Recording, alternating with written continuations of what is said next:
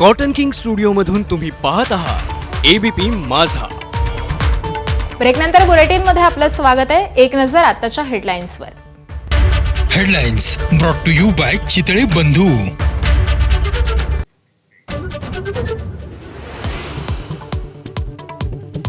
निवडणूक आयोगाविरोधात महाविकास आघाडी आणि मनसेचा आज मुंबईत सत्याचा मोर्चा. निवडणुकीतील गैरव्यवहार, मतांमधील घोळ आणि मतचोरी विरोधात विरोधकांचा एल्गार.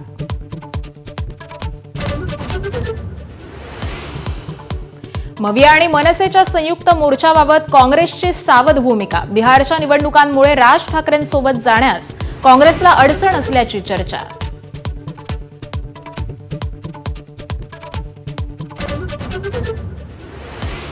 विरोधकांच्या सत्याच्या मोर्चाला भाजप प्रत्युत्तर देणार. दक्षिण मुंबईतील बाबुलनाथ मंदिराजवळ आज भाजपचं मुका आंदोलन. अमित साटम, मंगलप्रभात लोढा उपस्थित राहणार.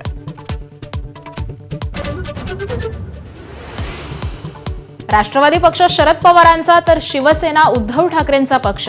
भाजप नेते चंद्रकांत पाटलांचं मोठं वक्तव्य. नव्या राजकीय वादाला तोंड फुटण्याचे चिन्ह.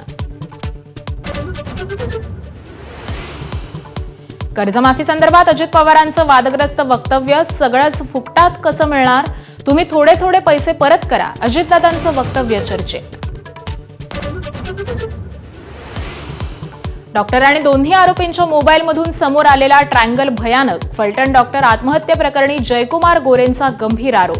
तर प्रकरणाच्या चौकशीसाठी मुख्यमंत्र्यांकडून एसआयटीची घोषणा.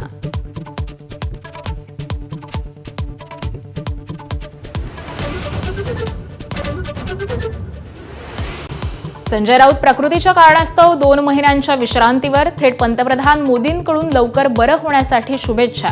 फडणवीसांकडूनही तब्येतीची विचारपूस.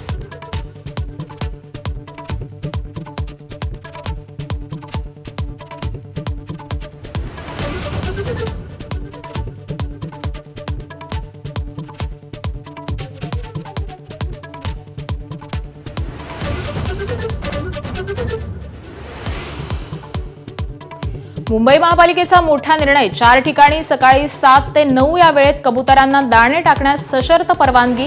विद्यमान कबुतरखाने मात्र बंदच राहणार.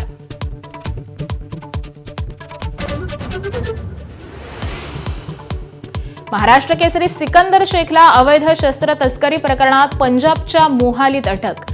पपला गुर्जर टोळीशी संबंध असल्याच्या आरोपात कारवाई. तर खोट्या गुन्ह्यात फसवल्याचा कुटुंबियांचा दावा.